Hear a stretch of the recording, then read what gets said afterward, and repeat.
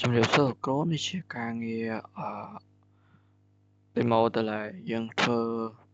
ទៅលើការ create container database នៅលើជួរបន្ទស្សន៍ដែល client នៅលើ Windows យើង connect ទៅដែលនេះគ្រូឲ្យដាក់3 database តែគ្រាន់តែលោកគ្រូធ្វើមក actual layer មួយហើយអញ្ចឹងខ្ញុំធ្វើតែ2ទេធ្វើ actual server ហើយនិង PostgreSQL អញ្ចឹងទាំងអស់នេះគឺជា command ដែលយើងត្រូវប្រើនៅក្នុងការរបស់យើងហ្នឹងអានេះបើសិនជាយើងអត់ទាន់មាន Docker បើយើងសិនជាយើងថ្មីអត់ទាន់មាន Docker ហ្មងគឺយើងមាន command សម្រាប់ install Docker check version ហើយ enable Docker អញ្ចឹងទៅអានេះយើងក៏ check host ដើម្បីយើង connect ទៅទេអានេះយើង create network មួយសម្រាប់ Docker យើងហើយយើង create column សម្រាប់ store ទៅលើ data របស់យើងឧទាហរណ៍ថានៅពេលដែល client គាត់ connect ទៅ SQL server អញ្ចឹងគាត់បាន create table មួយអញ្ចឹងនៅពេលដែលគាត់ create table វានឹង store នៅលើនឹង SQL server data ហ្នឹងហើយ program ដូចគ្នាអញ្ចឹងបន្ទាប់ពីយើងបង្កើត volume ហើយយើងមកមើល pull image អញ្ចឹងអានេះយើង pull image ទៅលើ SQL server ហើយបន្តមកទៀតយើងបង្កើត container អញ្ចឹងអា container នេះគឺយើងបង្កើតហើយយើងដាក់នៅក្នុងហ្នឹងហើយហ្មងយើងអត់ចាំបាច់ទៅចូលទៅដាក់វាម្ដងទៀតទេគឺយើង Docker run នេះឲ្យយើង create container ហើយឈ្មោះ container យើងឈ្មោះ SQL server ដែល network port វានេះ1433យើងអត់មាន custom port អីញ៉ៃទេហើយអានេះជា password របស់ SQL របស់យើងអញ្ចឹងនេះវា store នៅលើ volume របស់យើងនេះSQL data នេះអញ្ចឹងវា type វាទេអូខេអញ្ចឹងមួយទៀត Postgres យើង pull image Postgres មកយើងប្រើ Postgres 17ហើយអានេះគឺទម្រង់វាដូចគ្នាយើងមានបង្កើតទៅលើ password DB ឬក៏ network អញ្ចឹងទៅ port នេះក៏ខ្ញុំអត់ custom ដែរហើយ pull ចេញពី image Postgres 17អានេះក៏យើងមើលទៅលើ container អញ្ចឹងអានេះបើសិនជាយើងមាន firewall យើងអាចមក allow វាបានយើងមក allow port វាហ្នឹងវាដែរតែយើងបើខ្ញុំអត់មាន firewall ទេអញ្ចឹងដូចជា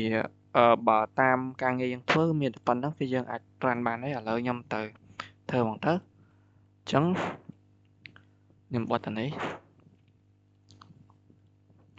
អូខេអញ្ចឹងឥឡូវដំបូងខ្ញុំមក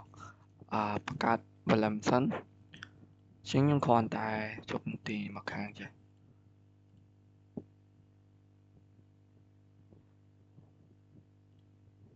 អូខេចុច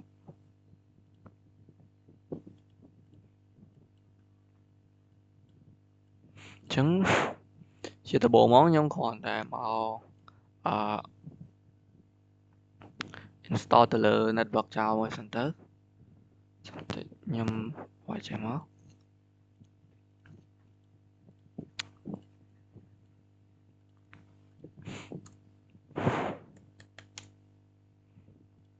ចឹងខ្ញុំមក ls មើល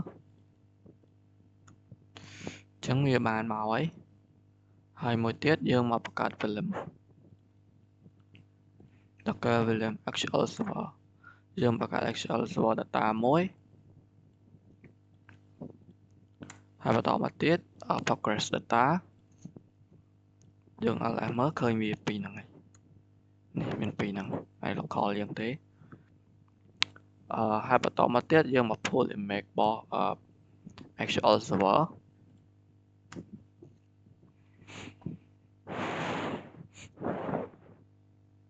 ចឹងវាយ៉ាងធំដែរចាំតិចចឹង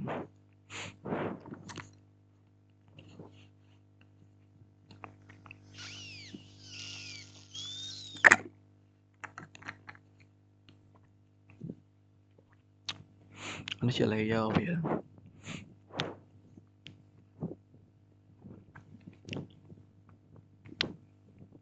ធំដែរស្របចិត្តចង់បញ្ជីដែរ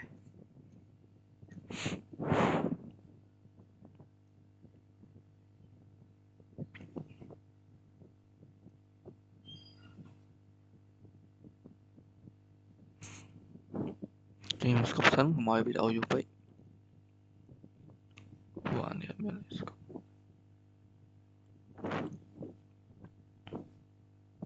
ជួយណា post អត់មាន post សោះ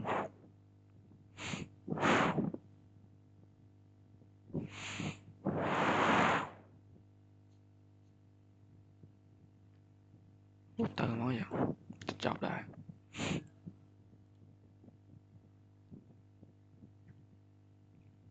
អូខេចាំវា execute សិន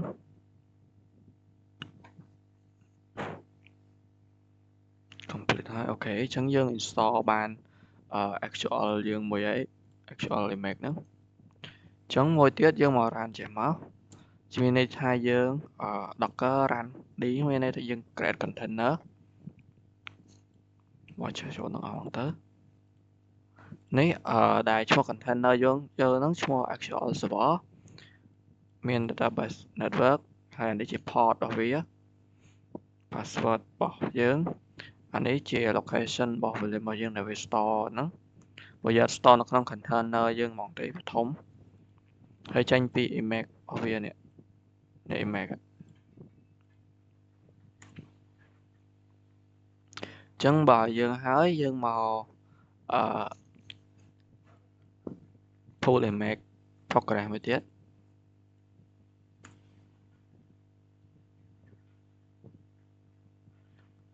ចឹង pull progress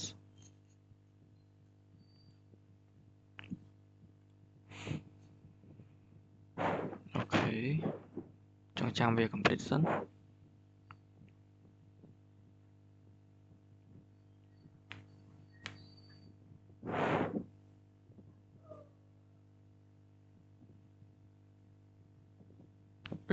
អូខេឥឡូវវា complete ហើយយើងមកបង្កើត container មក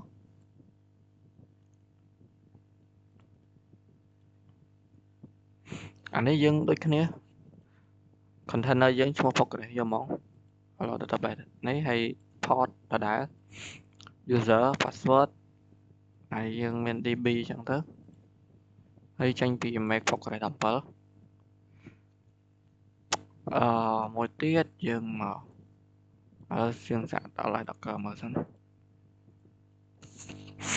នេះរបស់យើងមាន actual server ហើយនឹង progress របស់យើងពីរហ្នឹងអញ្ចឹងឥឡូវខ្ញុំសាក check log មកខ្ញុំសាក check log សិនអញ្ចឹងវាដើរហើយអូខេ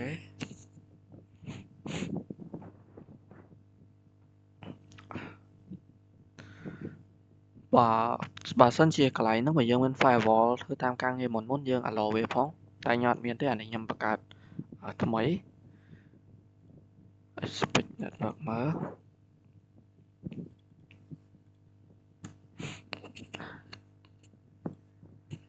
អូខេ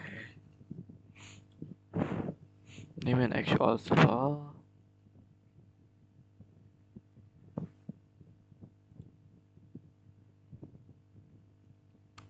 progress អ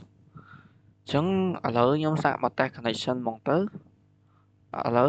ខ្ញុំតេស្តទៅលើ actual server មុនអញ្ចឹងឥឡូវខ្ញុំតេស្តដល់លើ progress មួយទេដោយសារតេស្តកម្មវិធីច្រើនខ្លាចវាយូរខ្ញុំធ្វើការមកតេស្តបញ្ចូលទៅអញ្ចឹងកន្លែងហ្នឹងយើងដាក់ឈ្មោះបោះដាក់ឈ្មោះបោះ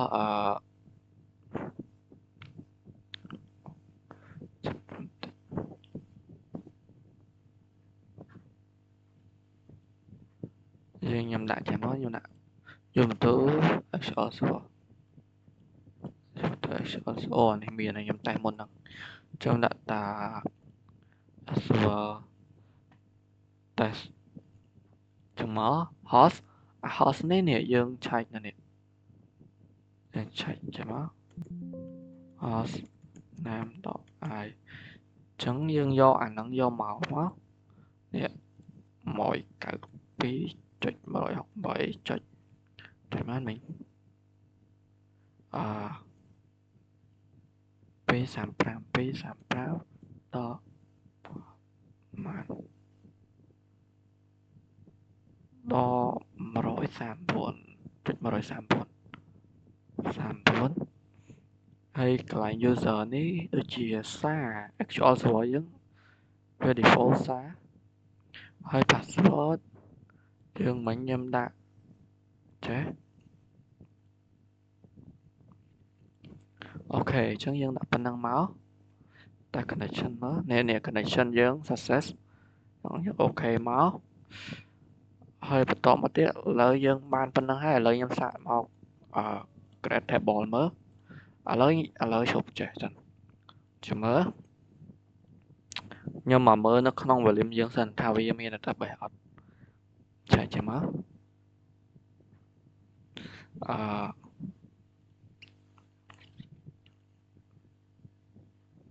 thì dương chế mới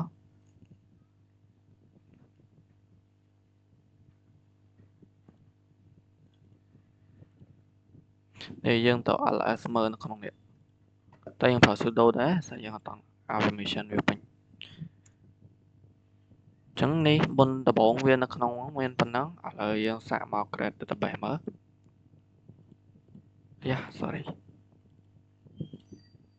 như vậy create data hay em đặt actual server cũng đọc clear server ta db lại với thứ mấy giờ purple nè chẳng vi create màu bàn sạch sẽ hơi nè dân create table màu bàn này chẳng ở lối mà mơ nó không làm mà dân mình nè dân bạc card màu bàn này nè table dân bạc card mà nhỉ nè actual server tại db chẳng môi tiết dân tại tờ lờ Postgres connection of Postgres dân do Postgres máu anh nói dân ai tên nó cầm thi xem mà cái này rồi dân tại lờ đó gặp xem cái đào đó lô cho nó bán chẳng dân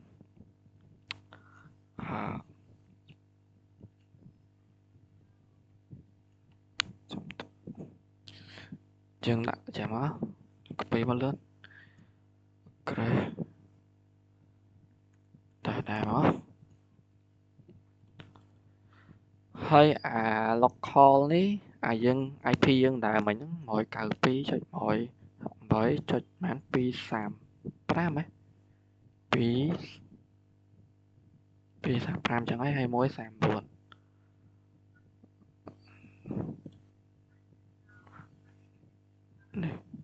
pi sàm pram mối sàm buồn ok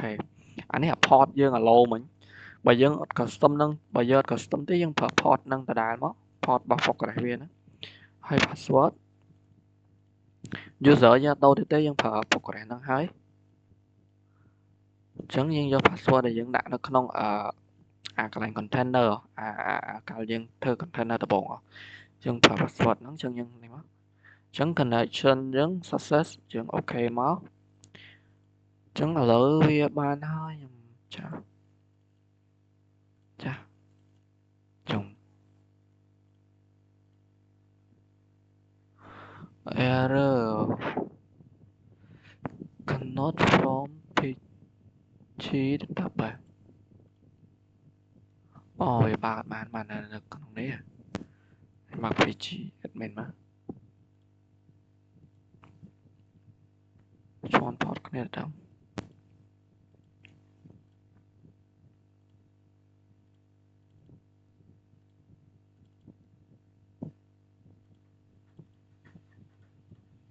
thế bạn đã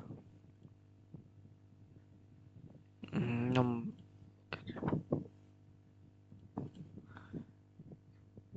rồi có việc job commission bar này pg admin này create data database white post crash actual db ហើយប៉ុណ្ណឹងបាទអូវាអត់ដល់ហើយមែន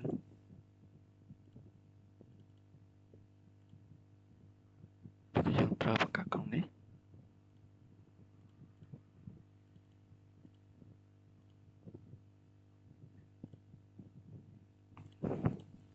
ជាមួយខ្ញុំ connect តនេះវិញ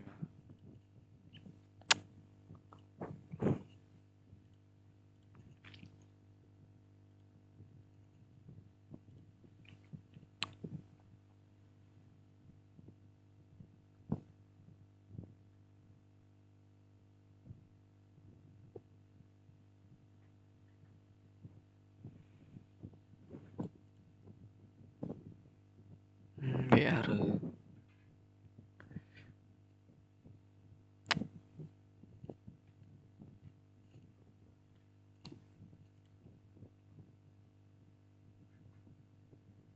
អឺ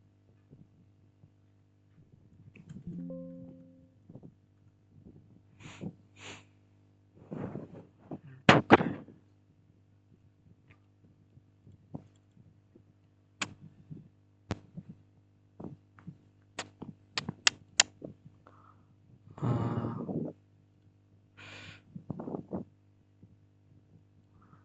ឥឡូវខ្ញុំទៅ connect ថ្មីសិន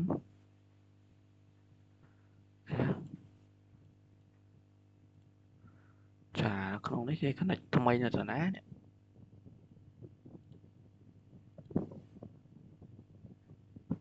server មកខ្ញុំគាត់ connect សារថ្មីមក server អូខេ connect host address អានេះខ្ញុំដាក់ IP 192.168.235.139 port progress អូខេ password ប៉ុណ្នេះ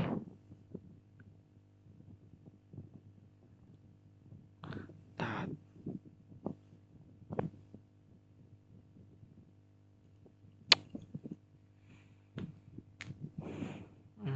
ណូអត់ដែរ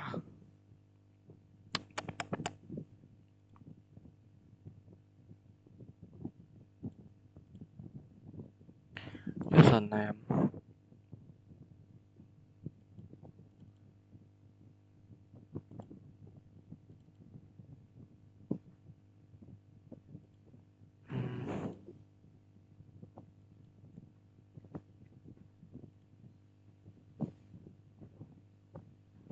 មិន DB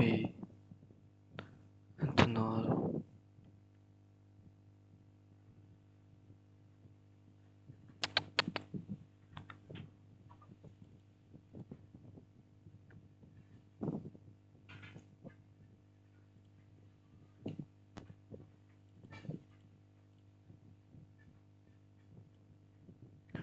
error ចឹងអាកន្លែងហ្នឹងដែរខ្ញុំ skip ចោលព្រោះខ្ញុំ config អាហ្នឹងវាស៊ីម៉ោងវិញចង់កន្លះម៉ោងជាងឥឡូវយើងមកតេស្ត progress ថ្មីយើងវាយ use ឈ្មោះដែលយើងចង់ដាក់មកយើងមក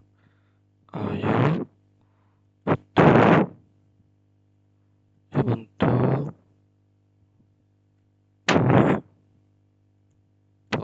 progress actual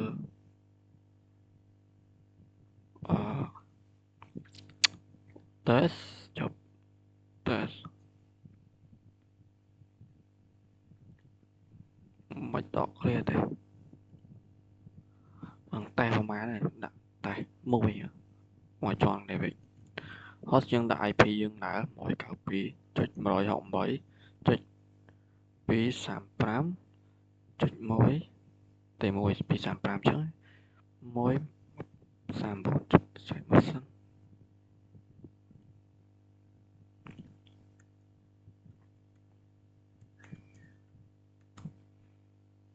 235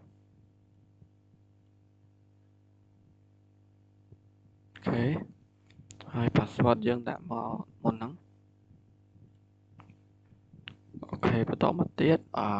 pgd admin យើងចូល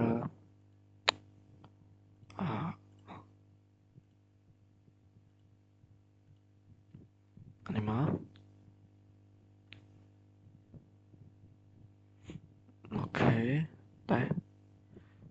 ចុង connection យើងតែ success អូខេអញ្ចឹងវាឡើង error ហើយយើងមក create database មក create db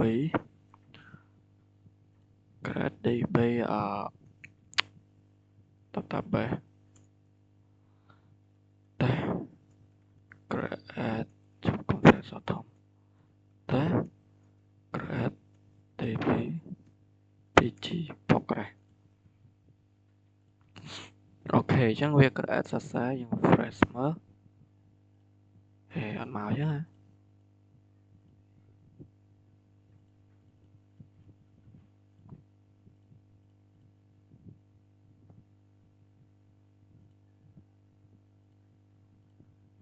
ហើយតា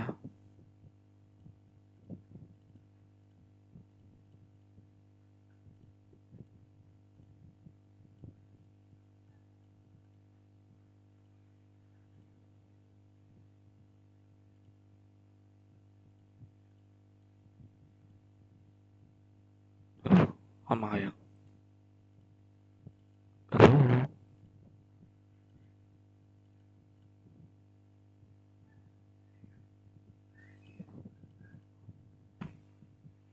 សាក់មក create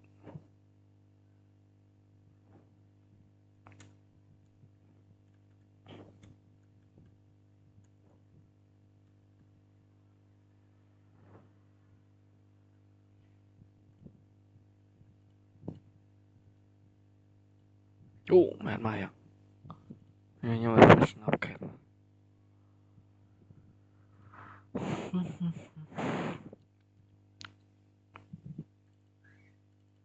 អឺមកមែន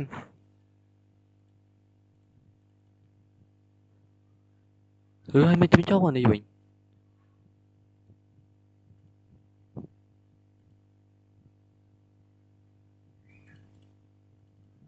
មិនស្លាញ់អាលេខ1នេះតាខ្ញុំលុបទាំងការ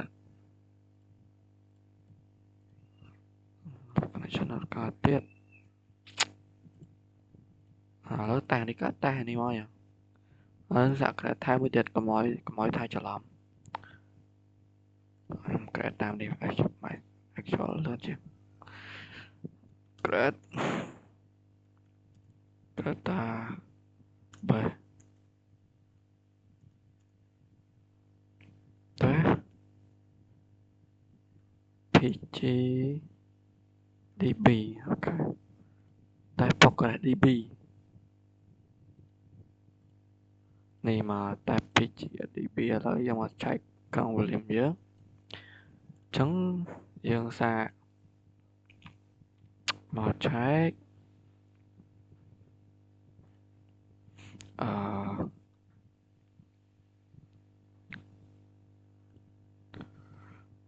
យើងវាយចេះមើល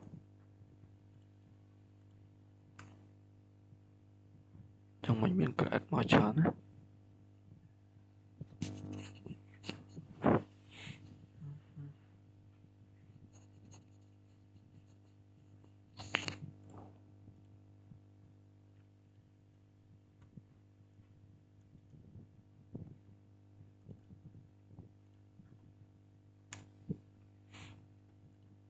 ចង់មិនទៀតហើយហ្នឹង